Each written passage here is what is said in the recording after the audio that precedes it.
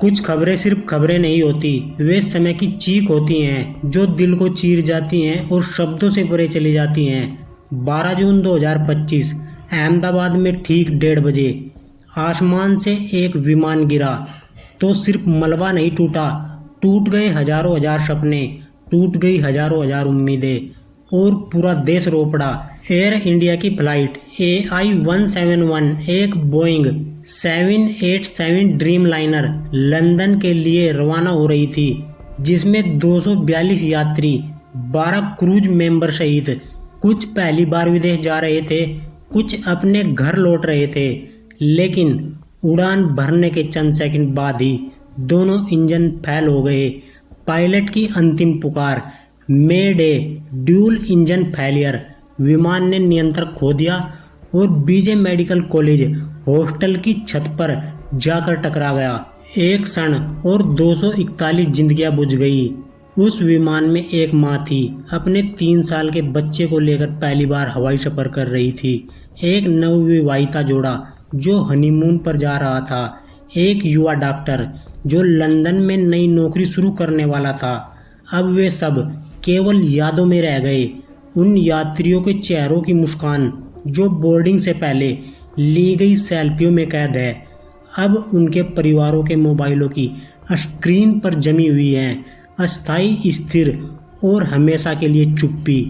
विश्वास की कुछ कहानियां भी हैं, पर उसी विमान में एक शख्स था, विश्वास कुमार रमेश, जो चमत्कारी रूप से बच निकला।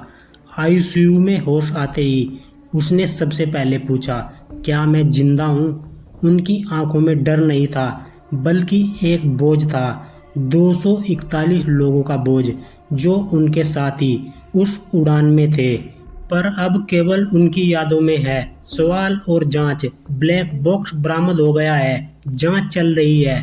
DGCA, NTSB और बोइंग की टीमें लगी हुई हैं, लेकिन इन सवालों के जवाब चाहे जब भी मिले, जो खो गया है वह लौट कर नहीं आएगा। तकनीक को जांचा जाएगा, लेकिन माँ के आंसू कौन समझेगा?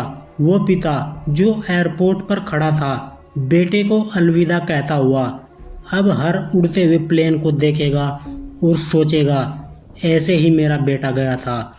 आज ये वीडियो सिर्फ एक श्रद्धांजलि नहीं, एक प्रार्थना है उन बेटियों के लिए जो अपनी माँ की गोद में नहीं लौटेंगी, उन भाइयों के लिए जिनका सामान तो वापस आएगा लेकिन वे खुद वापस नहीं आएंगे, और उन अनदेखे यात्रियों के लिए जिनका नाम कभी टीवी स्क्रीन पर नहीं आया, लेकिन जिनके जाने पर पूरा परिवार बिखर गया।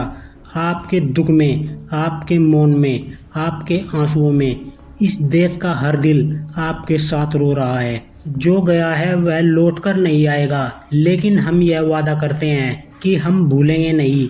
हम हर उड़ान में, हर प्लेन की खिड़की से बाहर झांकते हुए उस हादसे की आहट महसूस करेंगे और प्रार्थना करेंगे कि ऐसा कभी दोबारा न हो। और जिस मेडिकल कॉलेज की मेस पर यह प्लेन गिरा है, वहाँ भी बहुत सारे लोगों ने जान गंवाई है, बहुत सारे लोग घायल हुए हैं, उनके लिए भी दुआ करते हैं। और 241 आत्माएं, हम आपको सलाम करते हैं।